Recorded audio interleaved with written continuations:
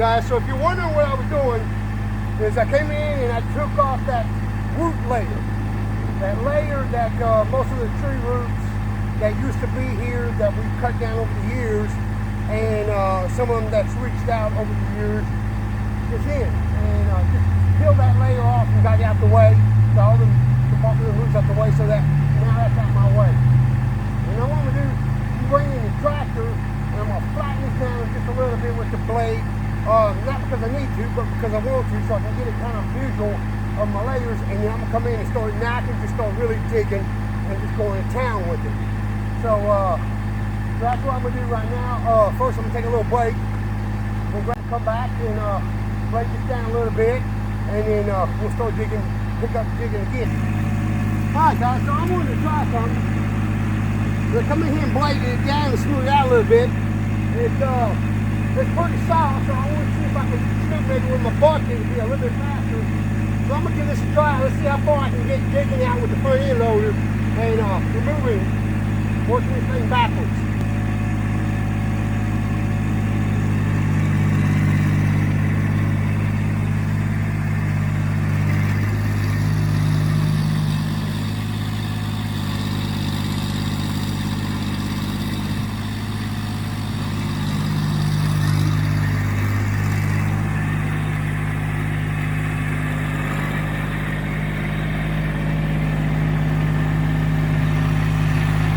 Guys, there's something I want to talk about right quick. Because as you see, things are going actually really well. The front end loader, this is the first time I really get to work the front end loader really hard, and it's exceeding my expectations big time. It's tearing this hard clay, I mean just tearing it up, as well as the drivetrain power in that little tractor. Carrying that heavy clay, a bucket full, up that incline, as well as digging in and just peeling this stuff up. As far as I know, this earth, this ground right here hasn't been touched in eons. So, you know, it is just really tearing it up. You know, when I first started looking into these subcompacts, there was a lot of stuff that was said on the internet that these are not real tractors, these are toys. And there's something I want to say about that. I've worked that backhoe extremely hard. I've worked now the front end loader pretty good, and we'll be well tested once I'm done with this, and the overall tractor. And it has performed better than my expectations for as small as it was. It's very maneuverable. It gets in spots where other tractors will not get because it's so small. The turning radius is so tight on it. So it has a lot of features that bigger tractors just can't do. Now, would a bigger tractor have done this faster? Yes, probably so, with no doubt. Bigger bucket, stronger, you know, just all size, yes. But I used to roof, and you had, when you would roof in the old nailing before they came out with the guns and stuff, you had 2 strokes, set and drive. So you would set your nail with the first hit, and then you would drive it with the second hit, and that was done. Now, that was just a standard roofing hammer. Now, I could have brought a sludge hammer on the roof, 20-pound sledge, and I could have drove the nail plumb through the roofing with one whack. But just because I bought a larger hammer on the roof didn't mean I knew how to roof any better.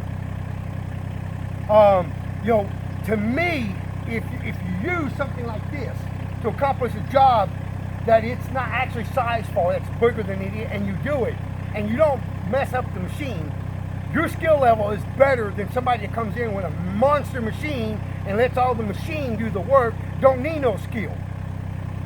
Because just the sheer power and volume of the machine, the size of the machine, that's all you need. The only downside of it is that it's much smaller. So the bucket's smaller, you know, and the power is smaller. But besides that, I mean, it does the job just as good as any big piece of equipment. On top of that, I wouldn't have wanted to brought in a big piece of equipment on my property. I could have went out and bought a big case front end loader. I could have bought one cheaper than I bought that used for really good shape. I ran across one. It was in excellent shape. Had only 1,500 hours on it. I could have walked away with the thing for $12,000 cash. Beautiful machine. The guy was in a bind, needed the money. I could have bought that machine, and it was a front end loader, backhoe. It was just a monster machine. But I didn't want something that big on my property, because when it does rain a lot and when it does get mushy, I can't use that machine. That machine sinks. It ruts. It tears up just as much as it does good.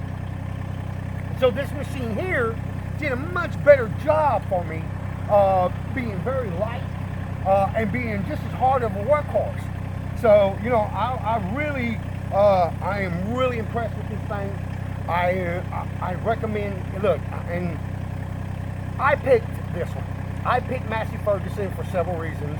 The cast iron frame, the cast iron axles. There was a bunch of different reasons why I picked the Massey Ferguson. But I don't care if you got a Massey Ferguson, a Kubota, John Deere, Coyote, LS. I don't care which one of these you buy. If you put the money into this machine and you need to do very big jobs, you can accomplish it. Don't worry about that. If you're debating whether you should buy one of these, I would tell you, you can almost accomplish any job. Now, it might take you longer. Obviously, it will take you longer. But you're going to accomplish a job. These little machines are work. They're just beasts. They're little freaking animals, all right? And they are impressive. And when you put your butt in the seat of one and you really start working that machine and you got a task and a plan and you start putting it to it, you will be shocked at how capable these little machines are at doing the same thing that a machine twice its size can do without twice the cost. So, I would say, definitely look into them.